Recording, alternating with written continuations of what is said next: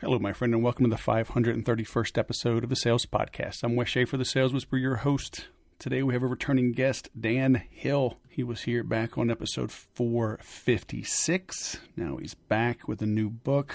I helped contribute to it.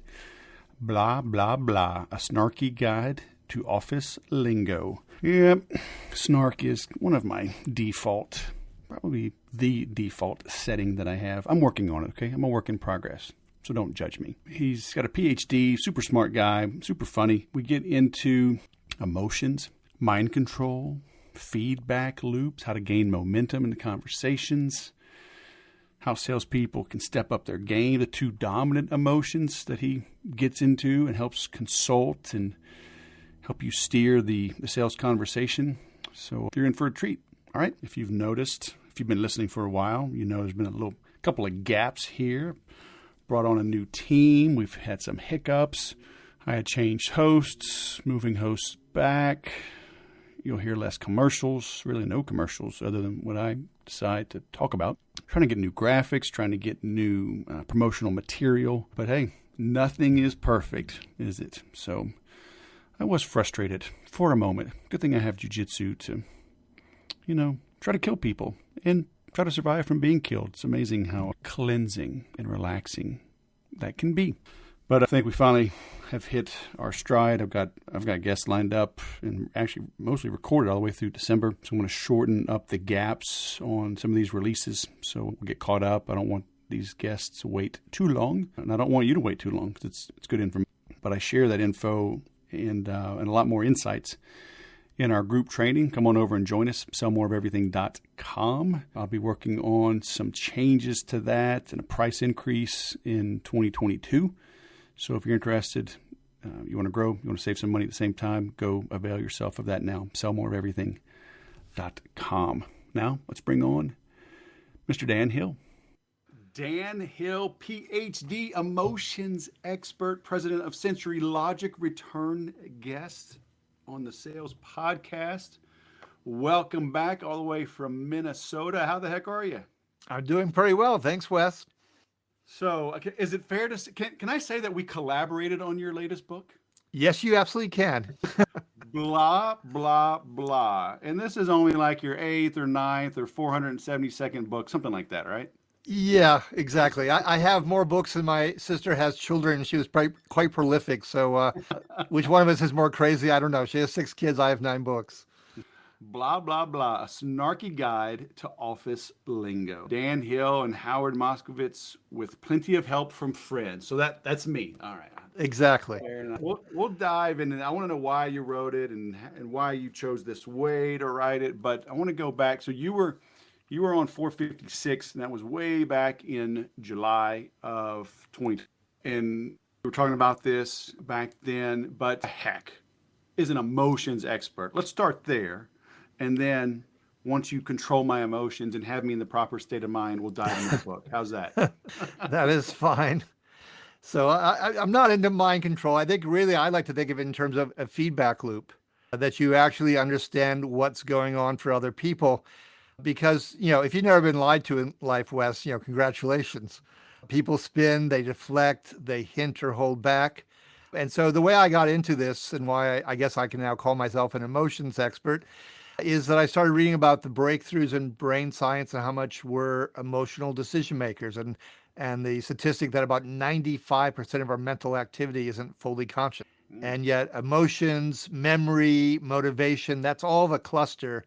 And meanwhile, we lie to ourselves and go around and think we're rational decision makers and we're doing everything based on utility.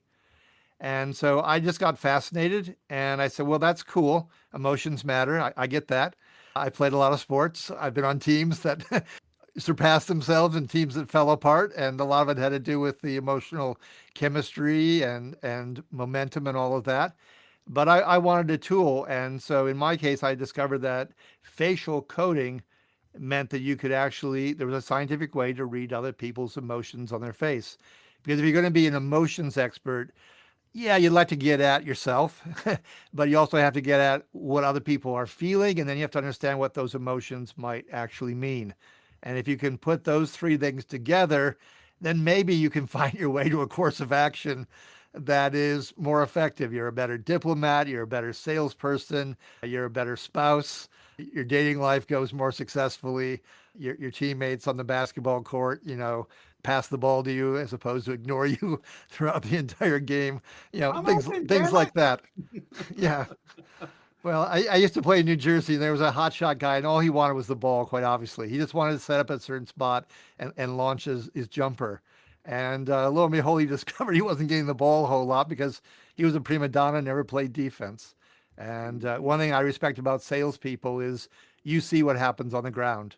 If you hustle, if you make the connections, you understand and read the room, those results will materialize. And if you don't do those kinds of things, the lack of results will also materialize. And so I like the reality of it.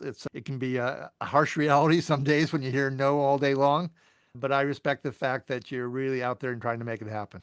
So, are you getting into? Are you a body language expert, a facial expert? I mean, all of the above. Are you just taking in the whole thing to go deeper into reading the prospect?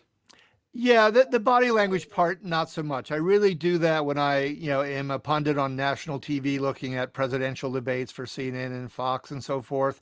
And then they want that because that's easier for the viewer to follow. Right. The problem with body language is it can only really get you to, like, are they open? Are they, crossing their arms and their clothes and away from you? Are they submissive? Those are basically like the three states you can get to. And that's something, but facial coding, on the other hand, can get me to 7 emotions. And different displays of those emotions really mean different things. And let me give listeners, viewers, some sense of what I mean. So there are 2 emotions that really dominate the storyline here, and that's happiness and anger. And they're both approach emotions. In the case of happiness, if you're a salesperson, if maybe not literally hugging you, I'm shaking your hand, I'm moving forward, I'm embracing your offer, I'm open to consideration. So that's obviously fabulous. On the other hand, anger means, I'm also approaching you because I want to hit you. So not a hug, but a hit. And the problem with that is, okay, maybe I'm angry because I'm confused. If you're confused, probably the most reliable way it shows in the face is people's eyebrows knit together and they tend to lower. So you're concentrating, and it may be that you're really focused. But if you have to look for one indication of anger where it might mean, man, you lost me. You talked too fast. You were too nervous. You're a motor mouth. I'm not following you. So that's a really good indication. Another version of anger is where the lips purse together and they do it so hard that you get a bulge below the middle of the lower lip. And basically, to put it in French terms, you piss me off. I'm mad. If you want to use the F word, it'd be that.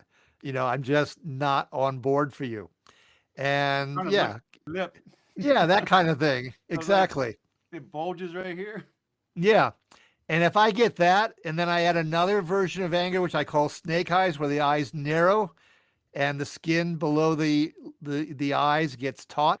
Yeah, then I'm really at you. I am going to defy you. I am not going to give you the sale. You have in some ways offended me. I'm not going there for you. And that could happen for a lot of reasons, including that, you're not really fielding their questions and they don't feel like they're in control of the meeting. You're trying to railroad them. I mean, as I hear this saying, all right, you got to be an idiot if you've gone that far to create that extreme of a response. But I mean, maybe somebody just shows up, they're just on edge anyway, and maybe they're already at a 9 out of 10 in anger, like just because they got up on the wrong side of the bed. But still, I would think I would detect that and go, hey, everything okay? Like, should we reschedule? I mean, I'm not going to walk into that room and just act normal and have a regular meeting if I'm picking up that vibe. Well, I'll give you 2 examples because I'm not here to pretend just because I'm quote unquote an emotions expert that I'm infallible. Far from it. Every day One time I thought I was wrong, but I was mistaken. But okay. Go ahead. Okay. Well, my father-in-law is German, and there's a saying, I could be wrong, but then again, I'm German. So, you wouldn't be the only one who would have that predicament potentially. So I am fallible naturally, and I'll give you 2 instances. So one is I'm in Toronto and I'm trying to sell in somebody. Well, they've got an incumbent. I gotta displace the current vendor. And I'm using science and my arguments to say, well, come on, you know people don't tell you the truth and you get a lot of lip service and they're going to give you ratings of 9 or 10 and it might be actually a 4 or 5, but they're just going to be polite. So I'm trying this and I do see, in fact, that bulge below the lower lip. And I went, oops, I went too far. And I tried to dial it back. And although I never see that expression again, my sense is he's never warmed up to me after that fatal step. And true to form, I don't get the email response. My phone message never gets returned. I hear Zippo from the guy. I'll take another one, which was in San Francisco. And I just come off a call while I was waiting in the lobby. So I got in a sale. So I was kind of in a really, like emotional high. So I'm feeling really happy. And there is a downside to happiness, which is you can be oblivious to what's going on around you. You're kind of in your own state of euphoria. And there was a few signals of, like the eyebrows lowering and then the taut, eyes, the snake eyes business. But unfortunately, I kind of blew by it. And when we got done, he said, you were talking a lot. So just so I understand, so you were about to go into a meeting and you heard you won another opportunity and then kind of went in blind to the next one? Kind of, yes. So I'm in the lobby. I'm on a conference call because I got there early. And on that call, I landed the sale. So when I went into the meeting that I actually had arrived at the building for, because this was, an external call that I just happened to conduct while waiting for this meeting. So I get into the actual meeting, and yes, I'm kind of riding a high. And in riding the high, I get a little too full of myself, a little too oblivious, a little too happy. I do see a few signals where he's not completely a happy camper, but somehow I lie to myself and I believe this is all going well until eventually those little signs of anger come to fruition and he says, you're just kind of blowing right past me here. And Did he actually say something like that? He did pretty much. Yeah. Yeah. You've been talking a lot. And I went, oops, because my father was in charge of 3M printed Post-it notes, production, sales, and marketing. And he always said to me, if you go into a sales meeting and you do even as much as half the talking, probably more than 30% of the talking, there's a really good chance it's a bad meeting. Yeah. And I don't know how much I talked that day, but obviously it was too much.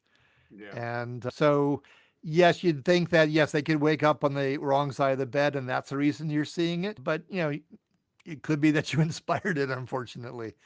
So those two emotions, happiness and anger, in most people in most situations account for about 70% of our emoting. So the other 5 are important, but they're kind of the accent points. Right. So what does one study to become an emotions expert? Is this philosophy? What do you study? Well, I never spent a day in my life studying psychology until I, decided I wanted to tap into emotions. And I started looking for the tools, and believe me, some of them were insanely difficult. Like supposedly you could use brain scans. Well, I was too poor to buy a brain scanning machine and certainly too dumb to know how to work one. And I did finally get a chance to be inside one of those in San Diego. And they're damn loud and they're really claustrophobic. I'm only 5'6" and 175 pounds or so. And I felt really like I was basically in a coffin. And then you sit inside it and there's this loud click sound about every 2 seconds. So that's supposedly one way you could read emotions. You can put all sorts of gadgets on your body to, see if your pulse is racing and so forth. But the problem with most of those tools is that they get you to arousal. Well, I can get someone really aroused because they're mad at me because I talk too much, or they remind me of their least favorite person on the planet. Those are all bad things. What I really need to know is whether I'm winning them over or not. And so in looking for a tool that would let me know what the scientists call valence, which is really just positive, negative, on board or not on board, I came across facial coding.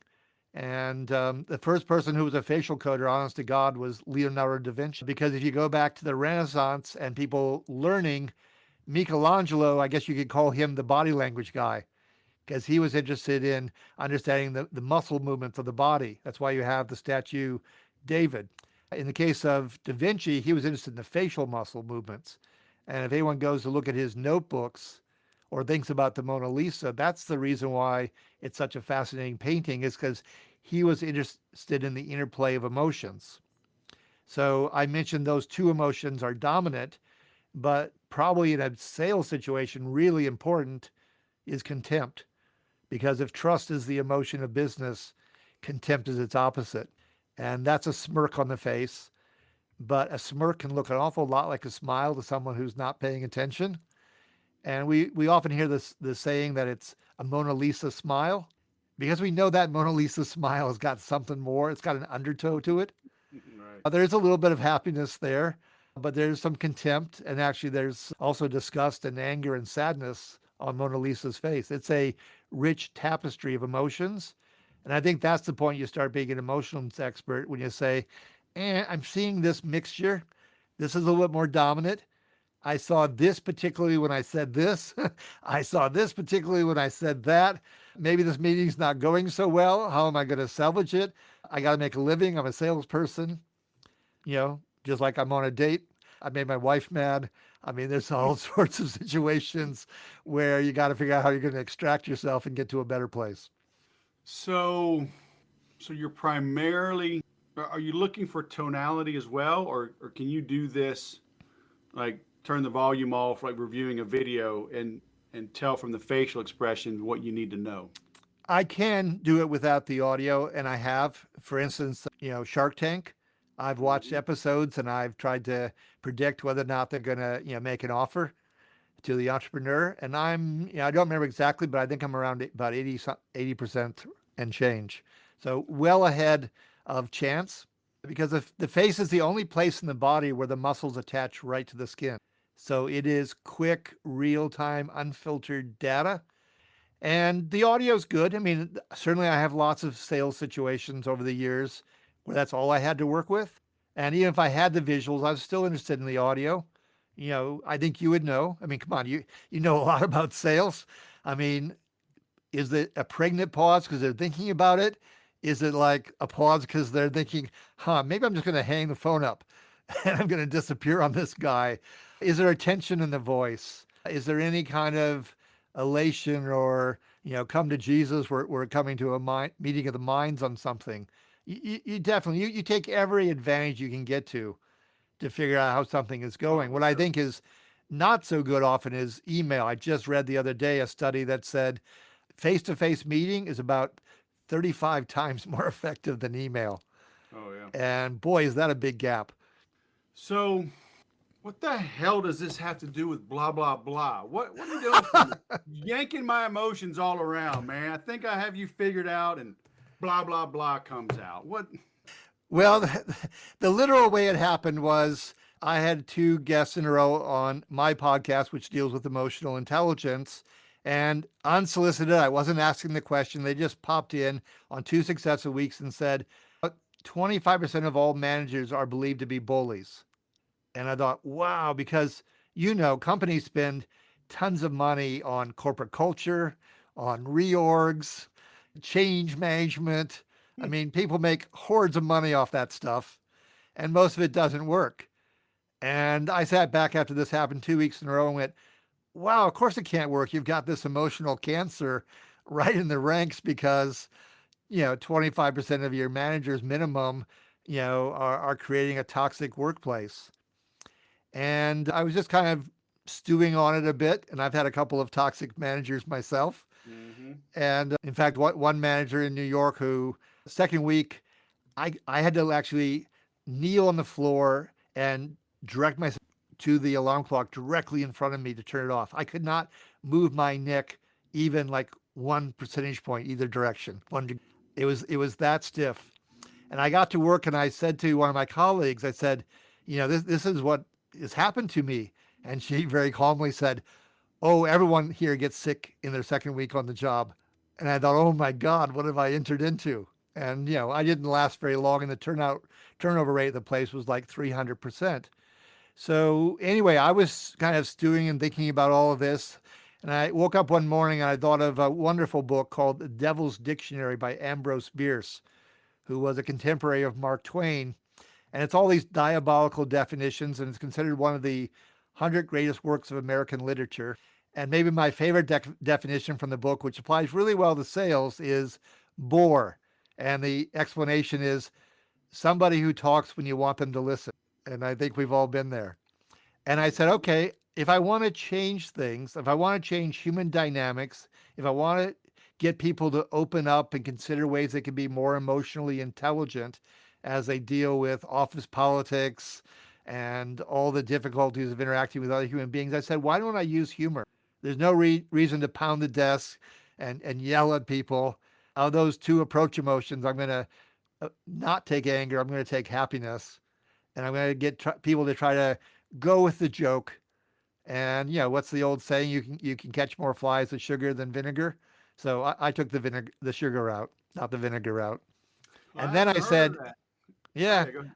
And then I said, well, why don't I invite other people into this? Because surely I don't know everything, and I don't know every good joke, and I haven't been in every kind of work situation in life. And so naturally, I reached out to people like you because, for one thing, sales is really emotional. And so I knew that I wanted that to be part of the book.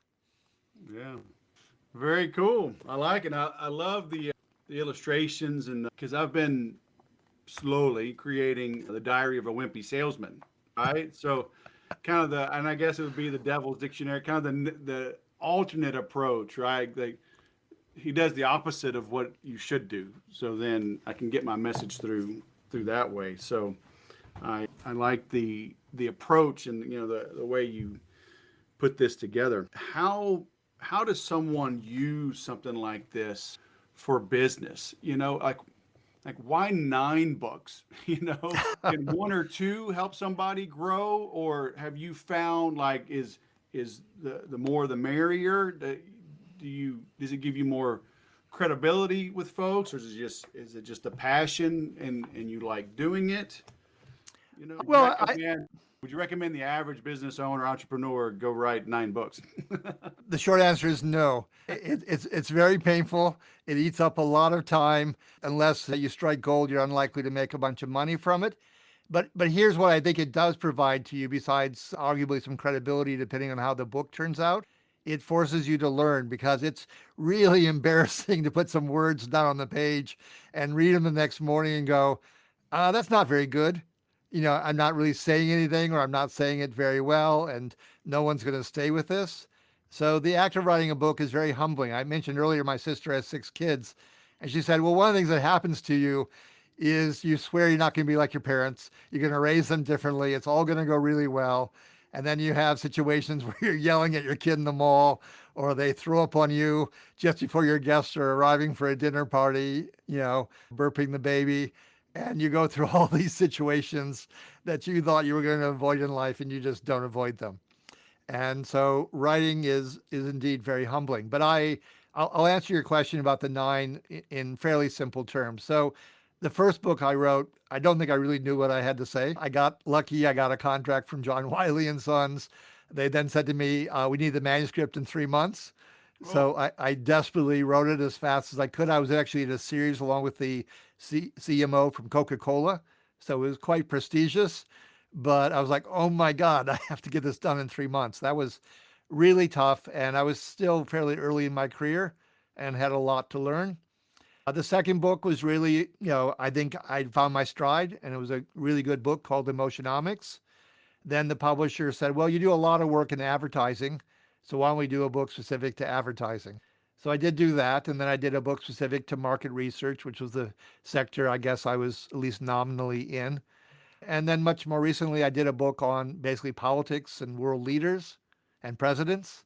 I did a book on people's reactions to art. I did a book just on facial coding alone. Dang. So, they kind of took different angles, and then this one is a humor book. So they all kind of scratched a different itch, I suppose. And that's why they're in existence. And can I justify them? Absolutely not. Well, hey, It's honest. I do like this one. I haven't read the others, but I like this one. But I like what you say though. It's painful and you learn a lot. On my Monday coaching calls, today I reiterated it. I mean, I'm banging it in their heads. Go write. Go produce. Even it doesn't have to be a book, but as you write, it clarifies your thinking. It makes you a better communicator, makes you a better salesperson, and you have this body of work. And some people are employees; they can't write on their own website. I'm like, you can write an article and post it on LinkedIn, and when somebody has a question, you direct them to your LinkedIn article, and it shows that not only do you have the answer, you have had the answer. You've had it so long you were able to produce content around it, and that differentiates you from the competition that did not put in that effort. Yeah. Well, I mean, you've learned a lot. So, I mean, surely you must have a story you could tell where you realized, oh, that's really my message, or that's the pitch, or that's the connection point that's going to work. And it finally came. I mean, do you have something you want to share on that front? I'd love to hear it. I don't know anything like one specific, but people, I went to a conference last week, the Traffic and Conversion Summit down in San Diego. So the first time in a couple of years. It used to always be like in February. So it's been like 2.5 years since they last had it. And, I'm wandering around the floor, catching up with old friends. And people always ask the same questions. It's like, what do you do? I'm like, I've been kind of lazy lately. It's been kind of nice, because I've built residual income, because I've created so much content since 2006 that I just have this body of work. It's like, I just saw a thing, this big meteor hit Jupiter, right? And they were able to watch it. Well, why don't big ones hit us? Because there's Jupiter and the sun, right? These big gravitational bodies pull in those flying objects, right? And so I'm like Jupiter in my niche. I've just created so much content that people find me. But in my part of my work that I kind of became known for was doing a lot of kind of like the Pepsi challenge, right? The us versus them. I didn't want to just say, hey, buy the software that I recommend because they pay me. I went and researched, like, no, here's why. Like, really, ours is better. Here's how it stacks up against Ford versus Chevy versus Toyota. Come buy my stuff. And it was research, and I had to create accounts, and I did things like timing. You upload, like, how quick are things? Because that matters. If you have a team of 20 and they're in a CRM all day, the number of clicks and the speed to load a page, it adds up. Yeah. Well, one thing you just said I really like is the emphasis on contrast, because human beings are really basic. I mean, you can write 9 books, but like everyone else, I'm a basic person. And night and day, hot and cold, friend or foe, we go back to those things. And so I think when you're doing a pitch, one thing that's really important is to set out the contrast, because people can stay with that. No matter, even if they're only giving you half their attention, they can stay with, why are you better? Why are you faster? If you're cheaper or more expensive, why is that? And then you got to have your ammunition ready. But I can tell you a moment where I was not Jupiter. I was Pluto. I was way out there just starting the company. And I called a woman in Phoenix, and it was kind of later in the day. And she cut me off after a bit. And she said, honey, just spit it out. What are you trying to sell me? And she did me a great service, actually, because that was my last call for the day. I said, shit. And I hung up and I went for a long walk on the beach. And I said, I don't ever want to go through that again. Yeah. I got to get a statement out front that I'm comfortable with, that I believe in, that clarifies for them where I'm headed. And then if I buy myself that little pocket of time, then I need to make good use of it and follow on. And so I changed things. And I kind of wrote a little pitch, and I put it up on my bulletin board by my phone. And about 2 weeks later, I noticed I wasn't looking at the bulletin board anymore. I'd internalized it. I was comfortable with it. Yeah. And I had gotten to a better place, but it was through the adversity. And it was, in that effect, a contrast. The convoluted pitch I had and the shorter, more direct, line right to the heart that I came up with instead. I had to move on. Yeah. Well, so you answered the question I was going to ask. Because people always say, I don't want to write a script. I don't want to follow a script. I feel too robotic and cold. And I kind of got to go with the flow. And it's like a script frees you up. And people, they don't understand it. Eventually they do if they stick with me, right? Because I try to teach them all of life is a game. All of life is one big play.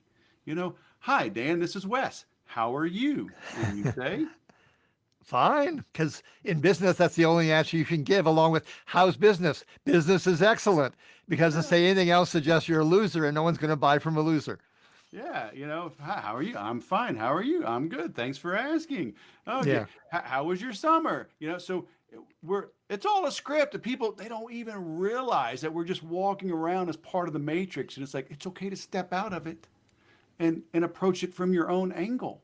But Yeah. they never think about it, that deeply.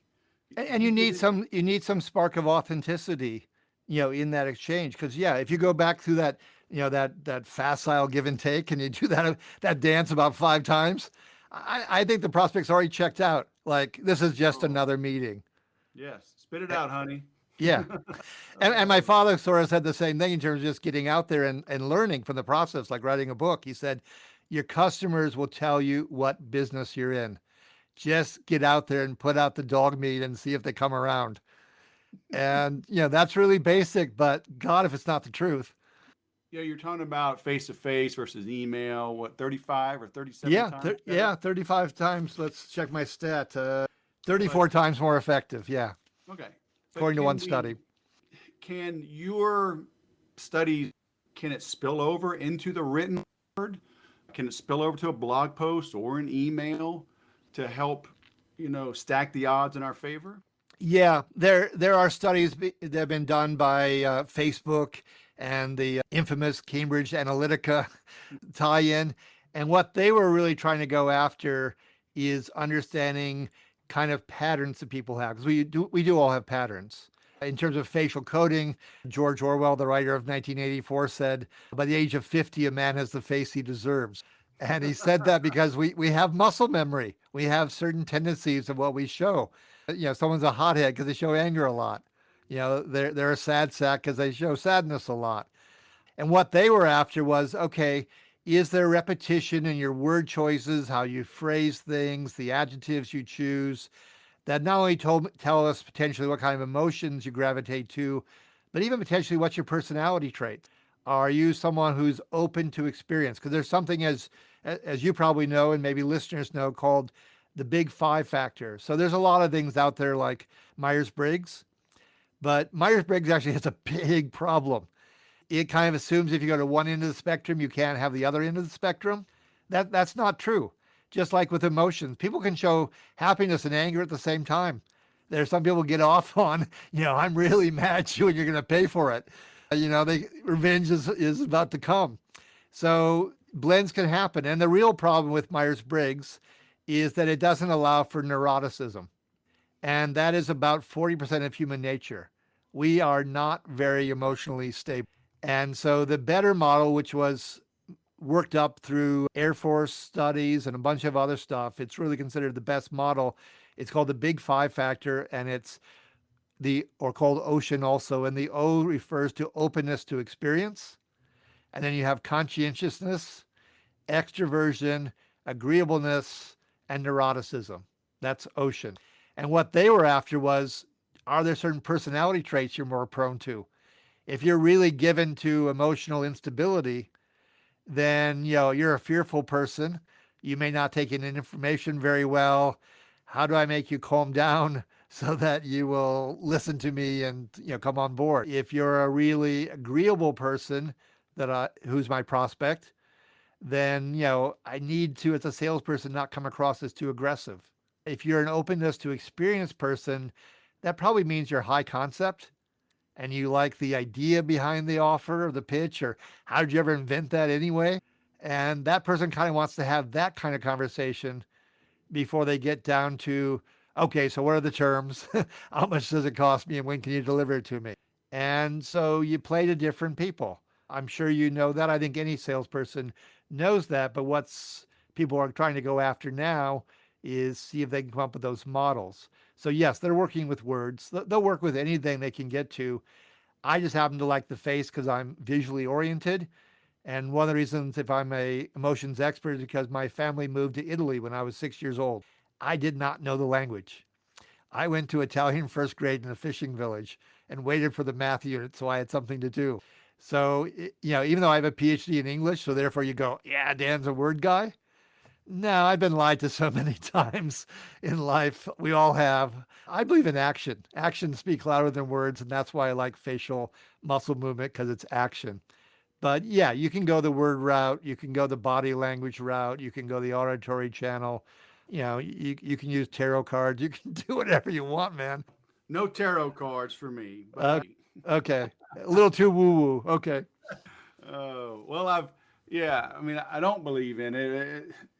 If it is true, it is of the devil. But I've had a guy on, Ian Rowland. I've had him on a couple of times. A smart guy, and he wrote some books on around cold reading, and he made a living, doing these kind of things. And it's just they're just reading. They're reading the room, right? They're reading. Yeah. Because people that show up, I mean, most of them they want to believe anyway, so they pick up on things and they downplay the misses and they walk out there believing what they want to believe. That's what a liar wants, is people who are eager to believe. And I can tell you, just to show again that I'm fallible, I remember it was a company down in Texas, and this guy, he seemed kind of soft, so I was surprised that he was so definitive about it. He said, "Oh, we're definitely going to use your services, Dan." And I said, "Great." And I said, "When are you going to start?" He said, I got to get back to you. Let me put together a few conversations and figure out what my budget is, and I'll be back to you. So I check back, and he doesn't know yet. I check back, and he said, "Well, I think it's going to be a bigger project than I originally envisioned. So now I'm really eager to be lied to because I think I'm going to make more money from it." And about one or two calls later, I discover he's no longer at the company. Oh. So I managed to, get myself strung along for several months, envisioned a nice sale, and any salesperson knows that, yes is the best answer, but no is the second best answer because at least you don't waste your time. Yeah. I always say hearing no early is a win. Yeah. Don't string me along, just shoot straight. But salespeople hate prospecting, blah, blah, blah. They don't follow a script, so they don't have any processes, so they're winging this whole thing, and there you go. Oh, man. So, but one of the definitions I have in the book that you contributed to, it's not your particular one this time, but it's on the sales page. It's soft sell. What precedes the hard sell if the prospect says no? That's part one. And part two is a gunman fumbling with his holster, because someone who doesn't know how to sell very well doesn't understand that there isn't really the soft sell followed by the hard sell. The whole thing just should, have nuances to it. Read your prospect, read your situation, and, don't be the assassin, and also don't be the klutz.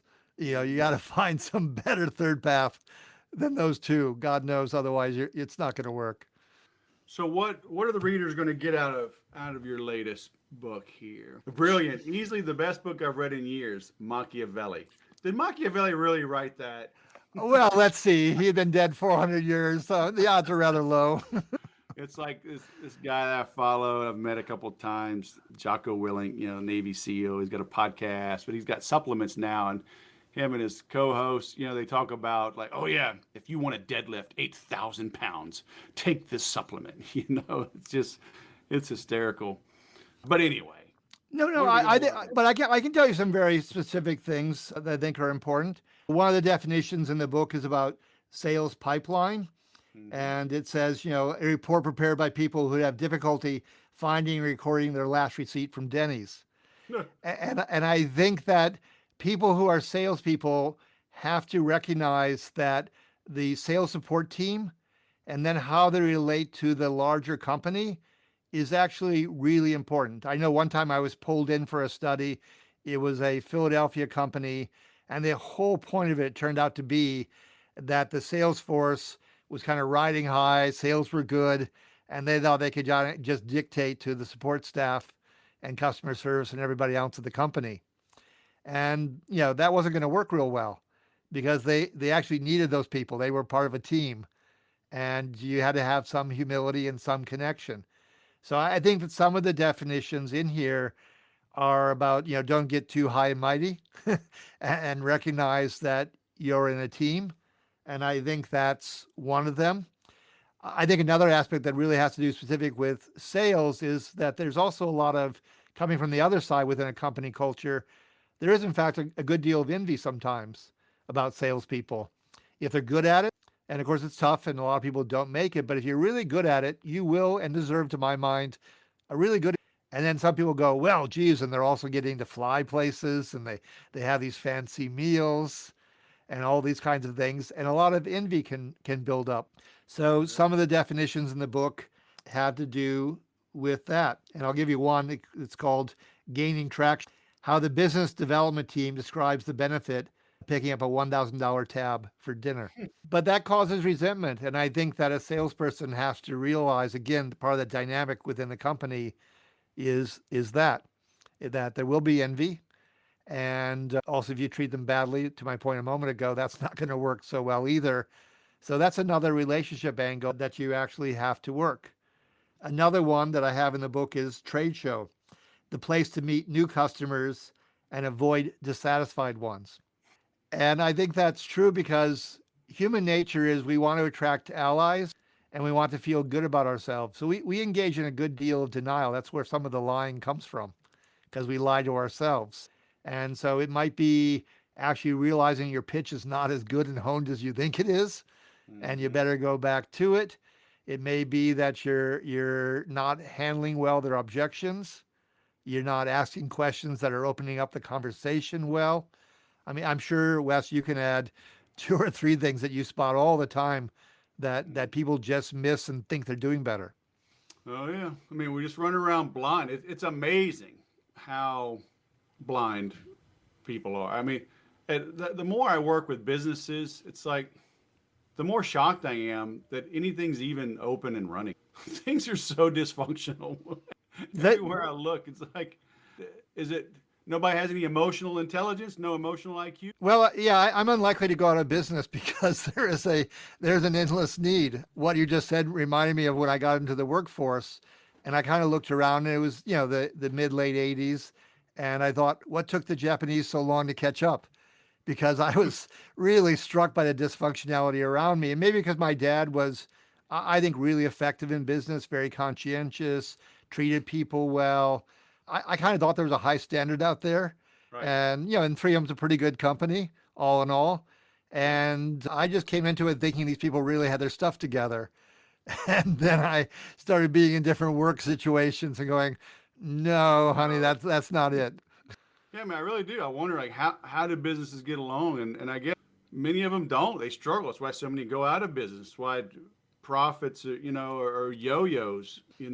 Can this book help? I mean, is it gonna slap people from an unexpected angle? Maybe slip in under the defenses and take hold and. The book is ultimately after reform. Of our own nature, of others, to make us more aware. So I love what you just said, because when I started writing this, I went, oh my God, not only is writing a book hard, writing a humorous book is even harder, because, I like the late night comics. I like to listen to them. My wife particularly likes them because the regular news gets her down, and so she almost relies on us taking a half hour to take in some of the late night comics before we go to bed that we taped the night before. Yeah. And as I started putting together these definitions, and originally the book had about 1,800 submissions, and I went with about the 600 best ultimately. So that's very humbling in its own right, because you got to go through and recognize and pick out ones that are going to work. But it brought me eventually to say, okay, so what does make a good joke work? Because even on the late night shows with a whole host of, people sitting around eating pizza and coming up with those jokes for the monologue has what I call a lot of cavities, a lot of, broken, chipped teeth with problems, moments that aren't funny. And what you just hit on is absolutely essential. One of the things that does make humor work when it works is obviously it's genuinely funny and there's a payoff, but that it has a surprise to it. Yeah. The really great jokes is a wow. And a wow is surprise, where in cases of facial coding, the eyes go wide and the mouth drops open. Like you're taking in the world in a larger way, and you've also shut up, so you're actually taking something in that way too. And if you can put the wow together with the surprise, with the happiness, then that's really good. And I know when I used to test a lot of advertising that often relies on humor, what I found was that the payoff on happiness came if the best line that really brought the humor home came late in the commercial, and the wow surprise came later too. You didn't throw it away too early, because I also tested TV commercials that went for the surprise right away. Some gimmick because they're desperate for you not to leave the room and check the refrigerator or use the bathroom. Right. So they throw it in early, and then the joke or the twist comes really late, and no one puts the two together. They don't make a sandwich because the meat and the bun got separated, and you actually need to put them right, beside each other, and preferably let some build come, some momentum. Right. And I think this could be really helpful for people putting together sales pitches. How do you construct it? Not just the words and the messaging and all that stuff. What's the emotional chemistry? What's the architecture of how you're building to? So yeah, that was a lot of what the book was about. Boy, is there a wow there or isn't there? And if there wasn't, maybe it was on the cutting room floor by the time I was done. So was it easier to assemble and edit, or would you rather write from scratch again? I mean, you had to whittle down a bunch. I had to whittle down a bunch. I guess that was easier because I went to a second invention late. One was to just cut it back, don't belabor it. I used to be a big fan of Monty Python, and I swore that the longer the skit, the worse it was. And so if it's shorter, I think it tends to be better. Someone once said of a band I used to love, Creedence Clearwater Revival, song after song, they got in, they said what they had to say, and they got out. And that's good. Don't overstay your welcome, all that kind of stuff. I think the second thing that helped besides cutting it back was deciding to go away from A through Z to going around themes and grouping them around themes.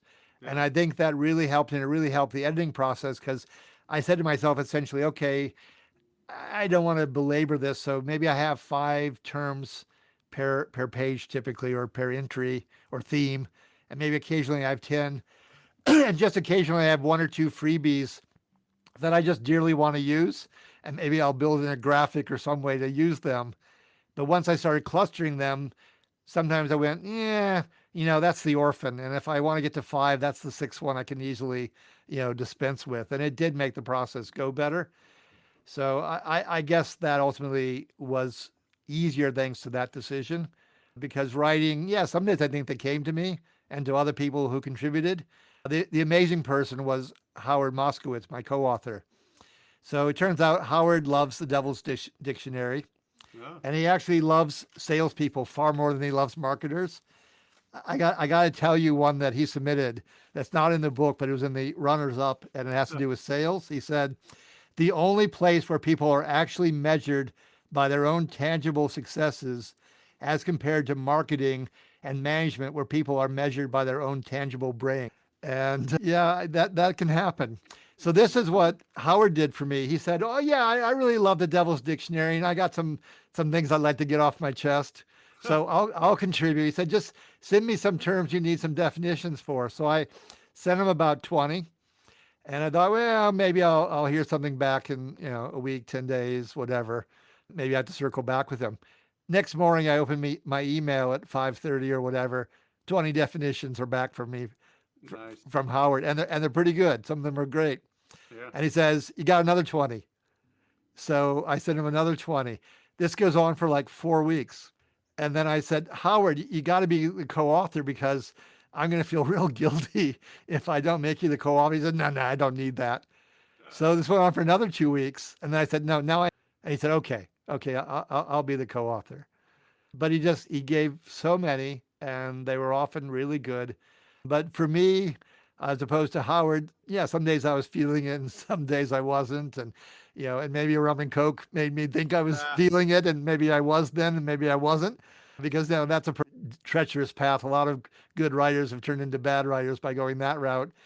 Sometimes far better was just to go for a bike ride or a hike or a walk, watch a movie that's funny, and then say, okay, now I'm in the mood. You just try a lot of different things on different days. You know that. You're a writer. Yeah. Very nice. So where do we send people? You got a link on your website, right? Well, I do have a website, and on the website, there's a whole thing about author. And so the website is the obligatory 3 W's and sensorylogic.com, like your 5 senses. Yep. Just as easy as to go to Amazon. And yeah, there's this guy named Dan Hill, who's even got a PhD, stupidly enough. And he's got a book called Blah, Blah, Blah, A Snarky Guide to Office Lingo. If you put those two together, you will get past the Canadian singer named Dan Hill, who published a book, kind of a memoir. And believe me, I have no musical ability, so I'm not that guy. Very nice. Dan Hill, blah, blah, blah. And I found it right away, and it's on your site as well. So I will link to both in case you're listening to this and forget either one. But I appreciate you including some of mine and getting me a copy and coming back for more punishment on the... Far from it. You're a good guy. All right. I'm gonna send that segment to my kids. All right. Fair enough. All right. Dan Hill from Minnesota. Thanks for coming on the show. It's been great. Absolutely. Thank you so much, Wes. Myers-Briggs is limited. But you know what? All of these tools are limited. That is true. If you need help finding good people, check out my No More Sales Duds program, nomoresalesduds.com, and reach out to me. I've got a couple of folks that I've had in the past as guests work on assessments and hiring. One even has a 1-year money-back guarantee on the folks he helps you hire. So nobody does that. I was a recruiter for a very short time back in 2000, and I've known people in the space continuously, so 21 plus years, going on 22 years, and I've never seen anybody offer a 1-year guarantee. Salespeople can be tested accurately because we know who the best salespeople are, and they have been tested for decades. So there's a lot of good information on that. So reach out. Let me know if you need help with that. You can email me, go to the Contact Us page. I can send you a link. I can do the introduction and see if you like working with them. Okay? But hope you got a lot out of this. I'm a big advocate of a lot of the things that Dan talks about here. You know, talking about writing is painful, but forces you to learn. I've been driving that point home over and over again in my Sell More of Everything course. If you're a member of the group, I'll help you do the writing. I'll help you stay on track, on task, on point, and the consistency will help you get better, just like anything. And if you're in sales, if you're in marketing, if you're a business owner, your number one job is to market your business. If you're in sales, your number one job is to prospect. Writing helps you clarify both of those tasks. Okay? But Dan covers, some important things about the dominant emotions and neuroticism and how to read people. And again, I cover that in depth, and you can ask questions at any time in the group. So let me help you. All right? sellmoreofeverything.com. Thanks for listening. I'll go sell something.